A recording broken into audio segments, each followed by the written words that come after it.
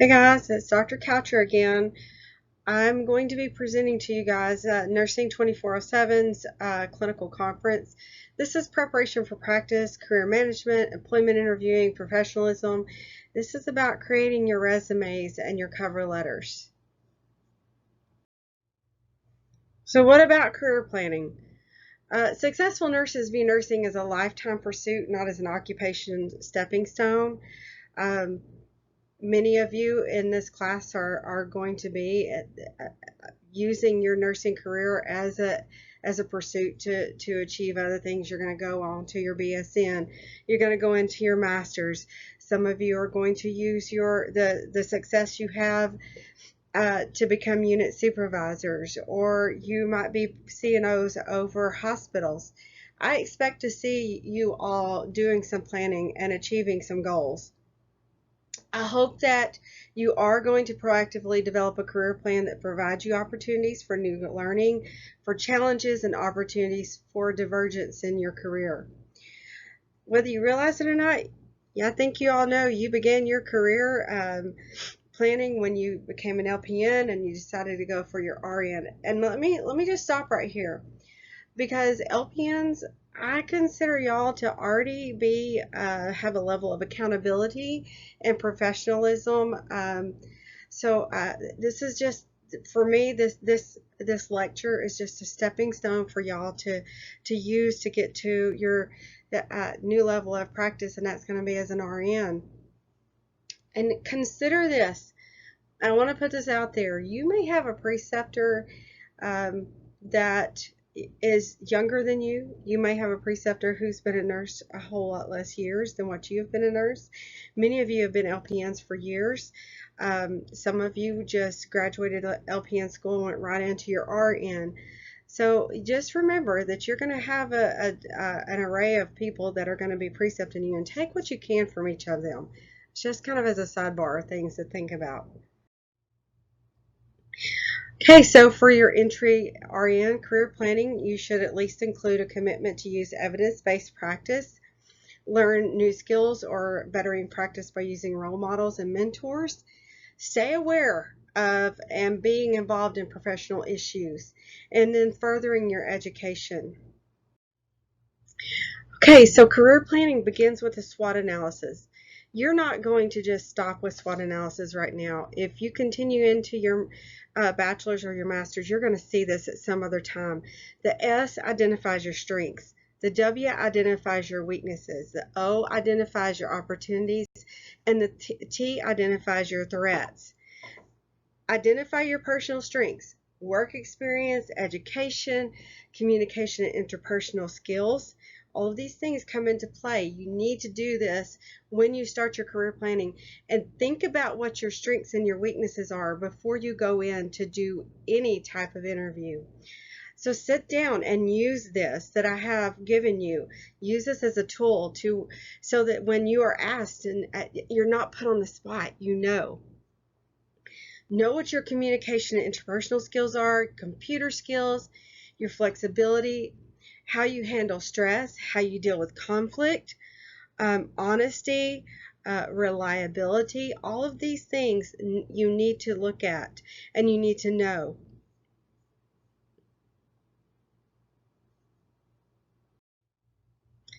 So the W, again, weaknesses. Identify your internal weaknesses. Do you have ineffective communication and people skills? I mean, not everybody who's a nurse has great people skills. Are you not very flexible? Do you lack some interest in further education? Difficult to adapt to change? Lack of honesty? Inability to follow policies and rules? Avoidance of conflict at all costs? Lack of motivation? Inability to arrive on time? So identify your weaknesses, because you're going to be asked in an interview what they are. This SWOT analysis, I don't want you just doing this for your career planning. I want you doing this and thinking about a SWOT analysis when you are doing interviews. Opportunities: expanding market in healthcare, new application of technologies. Informatics is very big. So when you're looking at expanding and new applications, having a degree in informatics as a nurse, whoa, could take you some places now. What about the current and expected nursing shortage? Are we having one? Are we not having one? Is this an opportunity for us? Nursing of opportunities available in different areas of healthcare. We have a need in different areas. I just mentioned informatics. And if you're looking at becoming an advanced practice nurse, let me just say, you need to carefully consider that because right now the market is saturated with APNs. Many of them can't not find jobs. So you need to find those APN jobs that are those APN opportunities that are maybe not so sought after, like mental health, flexible shifts, opportunities for overtime, benefits, assistance with furthering your education. I mean, these are all opportunities when you're talking about career planning and when you're looking at a place that you want to go and work at. And what about threats? These can be internal, these can be external. Increased competition for nursing jobs, we're seeing that a lot now. Increased demand by healthcare facilities for BSN graduates, we're seeing a lot of that now as well. Increased competition among healthcare facilities, difficulties of the job, and changes in government regulations. So, when you're beginning the search for your first job, the current issues in healthcare dictate that new nurses develop career resilience and we become career survivalists, okay? Again, we need to be aware of the nursing shortage, hospital mergers, budget crisis, exploding new technology, changing governmental and accrediting standards. Woo. I mean, with COVID that's going on for 2020, it's pretty intense right now. The acuity of the patients, the shortened length of stay in acute care. Career survivalists must be able to critically think on the run, and you must develop the ability to recover or adapt to changes pretty quickly. So what can you do? Any more RN jobs may not be a dime a dozen. Employers are looking for RNs who plan on staying in the job because the cost of paying for RN a new nurse is astronomical. If you're looking at going into the ICU setting, then what you're looking at in order to orient you to that setting, any of them, first of all, that you're working and you're getting paid an RN salary and it's coming out of their budget because you're not being counted as staff. So in an acute area such as ICU, if I remember correctly, do not quote me on this, and it could be more now. It's anywhere between $65,000 to $80,000 to orient a new nurse to that unit. If you are planning to work like 10B at Baptist Hospital is BHEC, Baptist Health Extended Care Hospital. They are their own hospital entity, but they're under the umbrella of Baptist. This is where I go for clinical. They have an extensive orientation for new RNs. I think it lasts for 18 weeks. So it's quite a bit longer. And so their cost of orienting a new nurse there goes up astronomically. And here's the thing. You can't just go to these places and say, well, I just want to come here and get a little experience and go somewhere else. And if they sense that with you, you're not going to be hired. So you need to be engaged with the place that you're wanting to go and work at. Stay informed. Learn for employability. Plan your financial future. Develop multiple options and build a safety net. So when you are looking, I look at planning for the financial future. So when you're thinking about a place, and when I'm saying be engaged, I'm talking about you need to date the facility that you want to go and work at. And if they do not seem like a good boyfriend or girlfriend, you want to get rid of them. You don't want to go there. You want to look at planning for your financial future. Whew, not just planning for their financial future when they're hiring you. And I was talking about how much it costs, but you need to look at their 401k or their 403b is what we have at Baptist. How much are they putting in for their nurses? I mean, these are some good questions to go and find out and get the answers to. Employers are looking for the following. They want to know that you're going to pass NCLEX. They want to know that you have good oral and written communication skills, integrity, responsibility and accountability, interpersonal skills. They want you to have competency in nursing skills, and they understand that when you are coming to work for them that you may not have the full competency that you need. You have just that basic, that baseline. They want to know that you're a team player. Are you going to have good teamwork? Do you have willingness to work hard, leadership abilities? Are you motivated? Do you have initiative and flexibility? Do you have good critical thinking and analytical skills? And do you have self-discipline and organizational skills? Researching your potential employer, again, date them. You need to be engaged with them. When you go to clinical, I'm not going to lie. I tell students all the time, yes, we are going to a Baptist facility, but I fully expect that you're going to just date them, that you're going to determine whether you want to be there or not.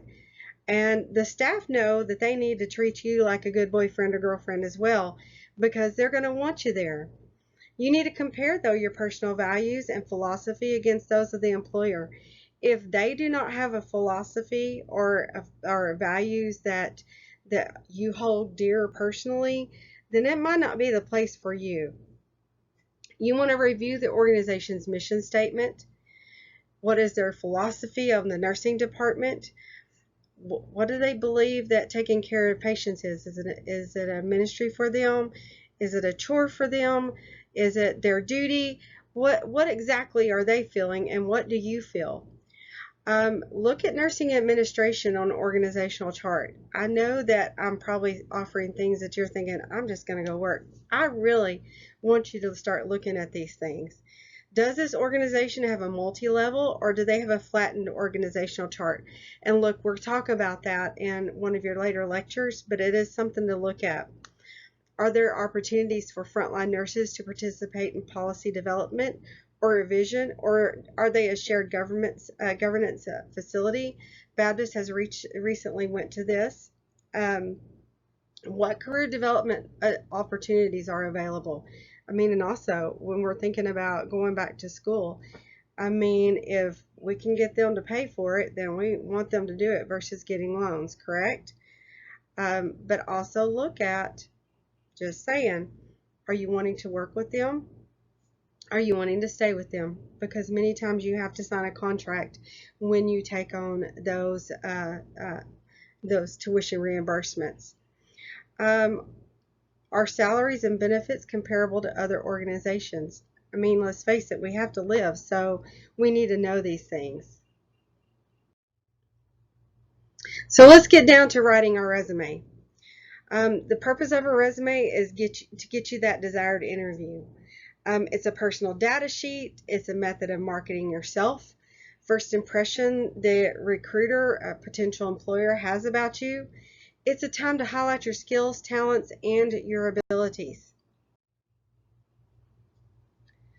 You need a reason? Here's the reason to prepare for it. Assist in completing an employment application quickly and accurately. It demonstrates your potential. It focuses on your strengths. It gives you credit for your accomplishments. It identifies you as being organized, prepared, and serious about your job search. Serves as a reminder and adds to your self-confidence during the interview. Provides initial introduction to potential employers in seeking the interview. It serves as a guide for the interviewer, and it functions as a tool to distribute to others who are willing to assist you in a job search. I have some helpful tips. Keep the resume to 1 or 2 pages. This is very important. 12-point font is recommended. And I think for y'all's resume, if I remember correctly on the rubric, I may have said to get it to 1 page, but it may be 1 to 2. 1 page is preferable at this point in time, but many of you end up, because of your career path, many of you end up with a 2-page resume. But if you have a 2-page resume and it is on 8, 9, or 10 font and you've got it crammed on there, we're going to have to cut back on some things. Proofread, and let someone else proofread. Spelling errors, typographical errors, and poor grammar are red flags. Use action verbs. Use correct tense verbs. Use bulleted points or sentences. Itemize your educational experiences. Include certificates to highlight your accomplishments. State your objective. Tailor the resume to the institution that you're seeking that job from.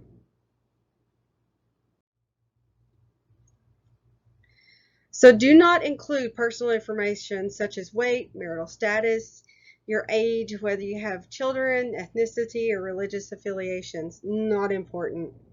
Maximize your strengths and minimize your weaknesses, but never ever fabricate or overstretch your accomplishments. Use high quality heavy cream white or off-white paper to print your resume. And I know not a lot of people print their resume. We do everything electronically, but there is a place where you're going to want to print it and put it in a sleeve, and we'll get to that in a minute. Include a cover letter addressed to a specific individual when possible. It introduces yourself and briefly highlights key points to the resume. Know the job requirements and speak to those in your resume. And just FYI, many places of employment have a place in the application that you can upload their resume and the cover letter. So that's why I say printing out probably doesn't happen, but there is a place for it, and we will talk about that in a few minutes. Do not include pictures. Do not submit in cutesy or fancy notebook. Do not include salary information. Salary information is often in the application process, not on your resume. Do not include personal hobbies unless they contributed to your work experience. Do not repeat information just to make it longer. It's not necessary. No matter what format is utilized, a quality resume must include the personal contact information. So you want that at the top. And I'm hoping y'all listen to this because this is important. You want that at the top, and you want it in the margin up at the top, in the header. And if you put it down below the header, then it's gonna offset everything. Put your personal contact information in the header. Put your name, your address, email address, your contact phone number. Objective or career goal. We're going to talk about this a little bit. Answer these questions. What? You're an RN graduate nurse. For who? You want to work with oncology patients, and where, and what level? The staff nurse. Do not include in statements such as with future plans to transfer to surgery, or this for future plans to become a lactation consultant. That's just not what you need to do. Objective statements are usually boring, so make it interesting. Catch the reader's attention. I love it when y'all turn them in and you caught my attention. Recent graduate from a registered nurse program with 7 years experience as a licensed practical nurse, seeking to expand clinical knowledge by obtaining a medical surgical nurse position. I mean, it's short, it's sweet, to the point. It captured my attention. Resume essentials. Your education. Include the name and location of every educational institution you attended. Include the dates you attended and any degree, diploma, or certificate you attained. I would not include your high school graduation. List in reverse chronological order with the most current first. It is not necessary to include your license number, but you can. You may want to include when you are scheduled or plan to take your NCLEX RN exam. Work experience or employment. Account for all employable years. Might want to briefly explain any long periods of unemployment, such as maternity leave.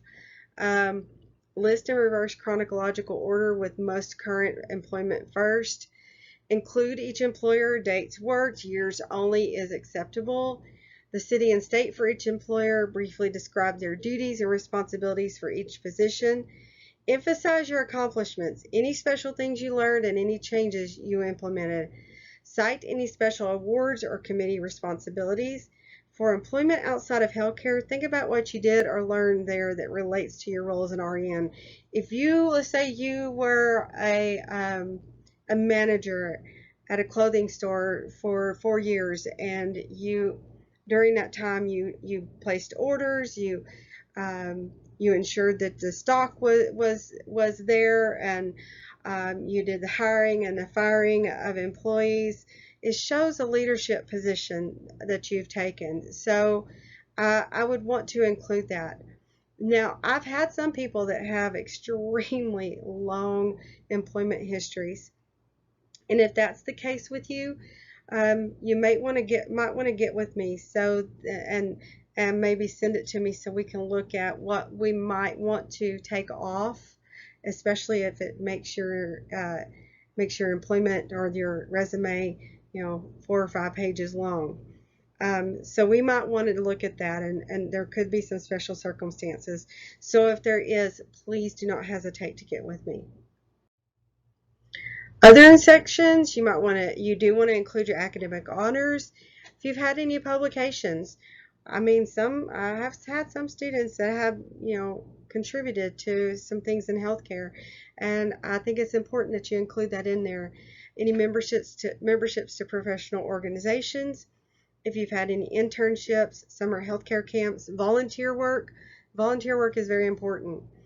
And also include a reference section.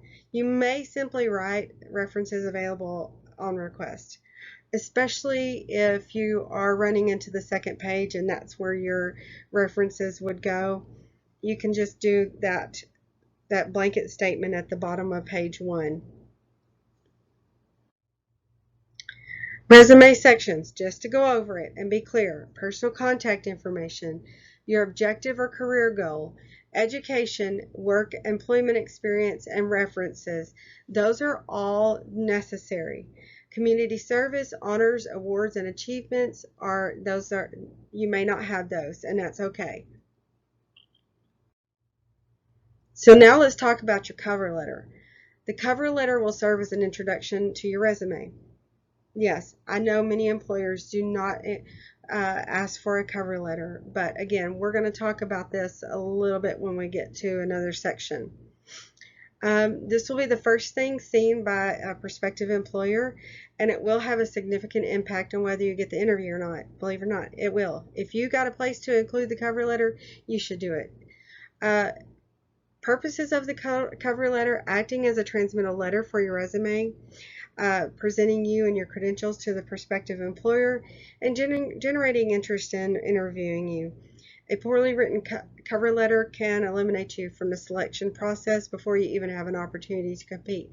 And let me just add here, and I hope that you're listening to this when I upload it, when you turn in cover letters that are just like your next person in your class because you went and found one online, and I have that happen, it's the same one I read over and over again, then you're not supplying anything to your employer. You're just giving them the same thing that Joe Blow or Snazzy Susie gave them, and you're not standing out. Make a cover letter that stands out. Make sure that it pops, it's interesting, it grabs their attention from the start. A sloppy, disorganized cover letter and resume might suggest that you're sloppy and disorganized at work. And again, if you copy it straight from the internet, what's it going to show? It's going to show that you have no initiative to complete a cover letter, a simple cover letter on your own. A lengthy, wordy cover letter may suggest a verbose or unfocused individual. The cover letter should state your purpose in applying and your interest in this specific position. You should also identify how you heard about the position. Emphasize your strongest qualifications that match the requirements for the position, and you can refer to your enclosed resume. Sell yourself. Convince me. Convince the employer that you have the qualifications and motivation to perform in this position. Again, if you're going to copy it straight from the internet, then you are not going to show that you have motivation. It's just not going to happen. They're going to see the same one out of all these other people, and you're not going to stand out. If possible, address your cover letter to a specific person. Do not state to whom it may concern. If unable to get a name, address Dear Human Resources Manager or Dear Personnel Manager. So if you are doing an internet search and you are sending an email, keep your message short and concise. Use highlighting and bullets. If that's how you need to send your cover letter, that's what you need to do. Use an appropriate and correct email address and send messages individually, no group emails. Do not include personal information. Use only your email address. Your message should be professional. Remember spelling and grammar checks. Use an effective subject in the line like ICU RN position. Focus on selling yourself. And then you want to follow up with a hard copy of your resume and a cover letter.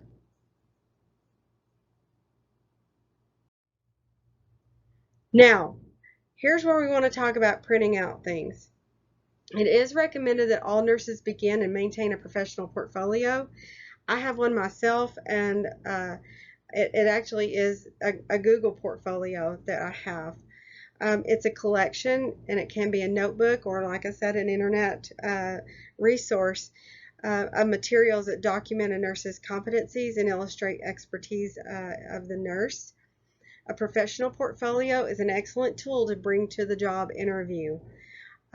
Also, if you are planning on moving up that ladder, then you want to make sure that you keep a portfolio that has all of your stuff in it. It needs the cover letter. It needs the resume. It needs any projects that you have done. And we'll talk about that on the next slide. But um, the professional portfolio avoids lost opportunities to save important documents. It should always be available to pursue promotions, consider a new position, or to apply for other positions in their present employment. And it is also recommended if you're moving up the ladder. So, again, I got ahead of myself on the previous slide, I know.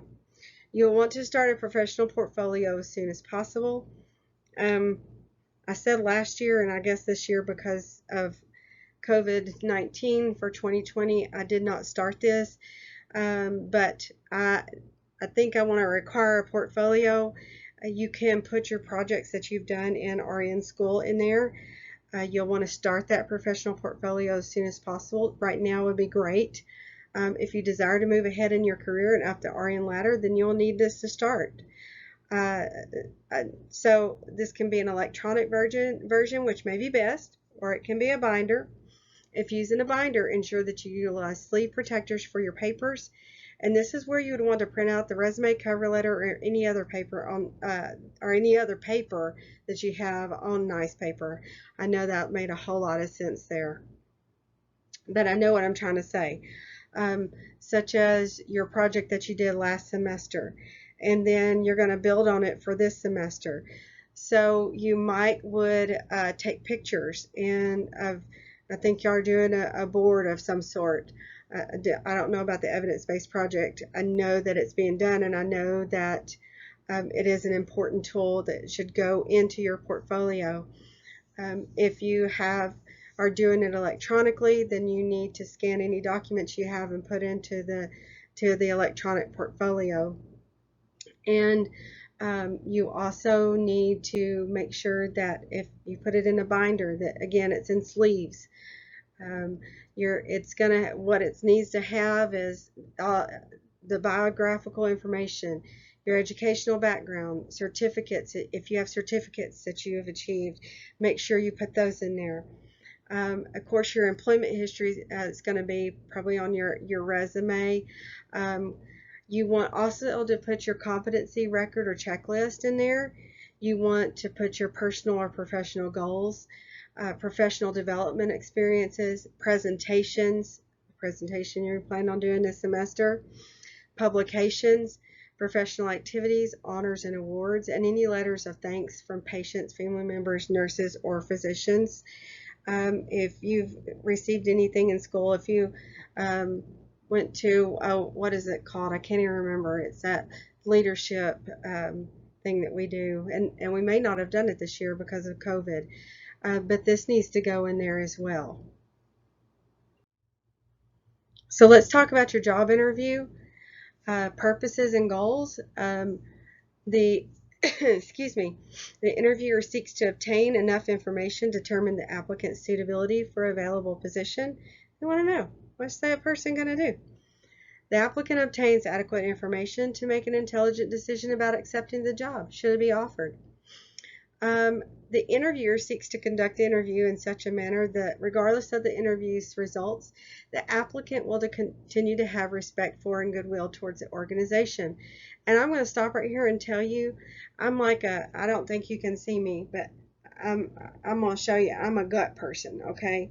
I listen to my gut. If my gut tells me, oh, something feels off right here, it just doesn't feel right. It feels tingly. This is not the place for me.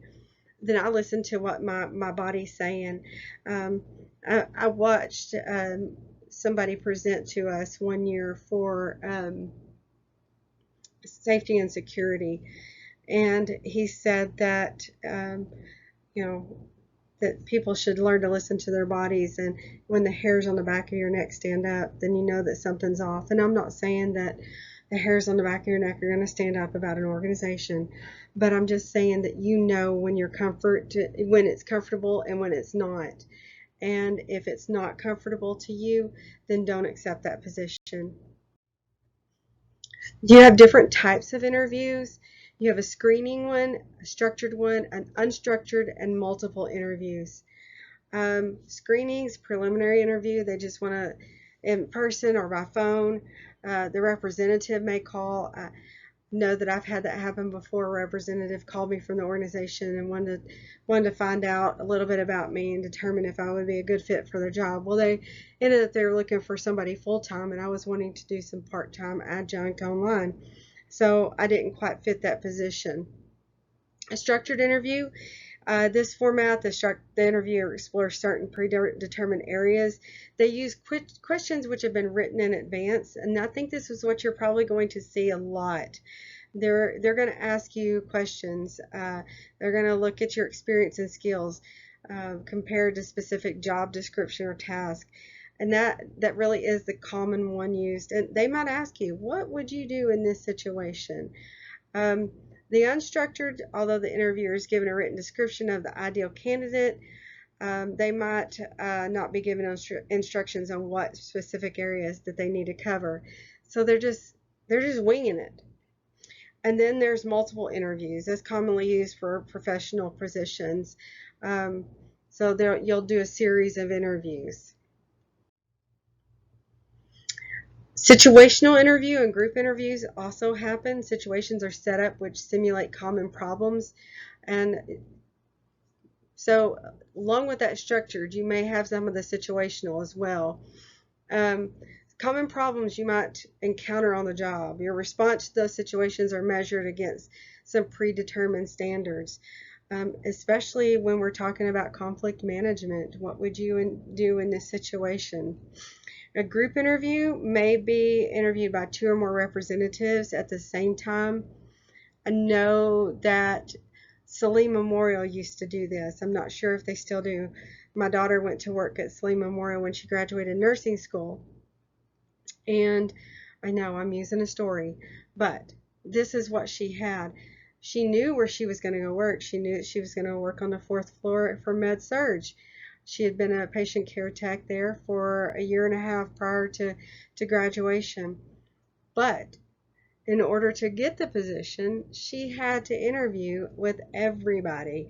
And she said it was just a room full of all the supervisors there from Saline. And she interviewed with all of them. And there were several that offered her a job, but she wanted to go with her 4th floor just because that's where she'd have been. So this is a type of interview you might occur and have happen at smaller hospitals. The interview process. The key to successful job interview is preparation. Remember that SWOT analysis? I told you to come in handy for your interviewing.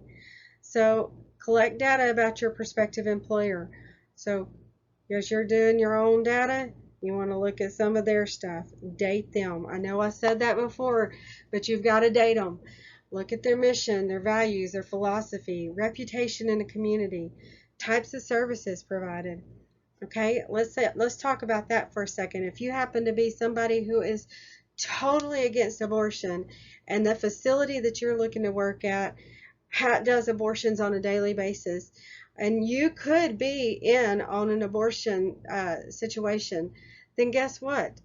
That is not the place for you. So you need to make sure that you are looking at these facilities to determine if this is what I want. Practice answering some basic questions. Why should I hire you? Tell me about yourself. What kind of employee will you be? How long do you plan on staying? How have you handled a stressful situation and or difficult people in the past? What are your personal strengths and weaknesses? What would you do if? What would you do if you have a patient that has these labs? I know that BHEC does this. They will ask you those types of questions. Many other areas will ask you questions, and they are wanting to know how you critically think. So you need to practice with these interviews. You need to practice with yourself. Write it down. Why should I hire you? Write it down so you can practice it. Uh, Practice knowing what your basic labs are. This is important because they're going to want to know if you know what a good lab is versus a bad lab. Plan your appearance. Dress professionally and conservatively. I coined a term once before, and um, who knows? Y'all may like it. And I said, don't be going no club-tastic. Don't be wearing stuff cut low down here. You can't see, but I mean, if I could bring my knee all the way up here, I don't want to see somebody going with a short skirt on. That's not appropriate, especially when you sit down at the desk. Um, Clean shoes, moderate heels. I mean, I say moderate heels. My moderate heel is a little bit higher, and if I had one in here, I'd show it to you. Um, but I would, if I was going for a job interview, choose a lower wedge. Hair and nails clean and conservative. Not too much perfume or cologne on. You never know who has allergies. You might want to do minimal jewelry. They might not want to see a whole heck of a lot of jewelry on someone. Most places you apply to work will have a dress code. You want your qualifications to be remembered, not your clothes. If you go in there looking clubtastic, they're going to remember your clubtastic clothes. They ain't going to remember you in the interview. So, how would you dress to go to church? And now I say that, and someone one year told me how they dress to go to church, and so I think about how would you dress going to a conservative church. Make a practice run to your interview site. Find out where to park, where your interview will be. Make sure you don't get lost and it's not late for the interview. Do not place your purse, notebook, or papers on the interviewer's desk. You want to slouch down in the chair.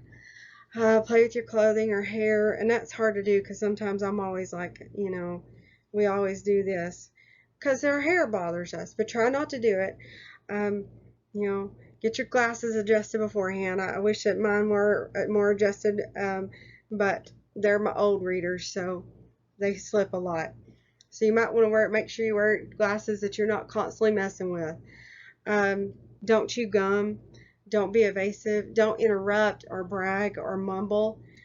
Don't gossip or criticize former agencies, schools, or employers. Begin with questions about vacation time, sick time, or benefits. That's just not appropriate. That's not the first thing to start with.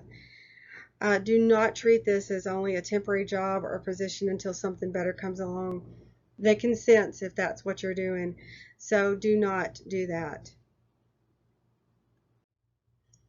Second interviews, you might be invited for a second interview. It means that the first impression went well and you made a favorable impression.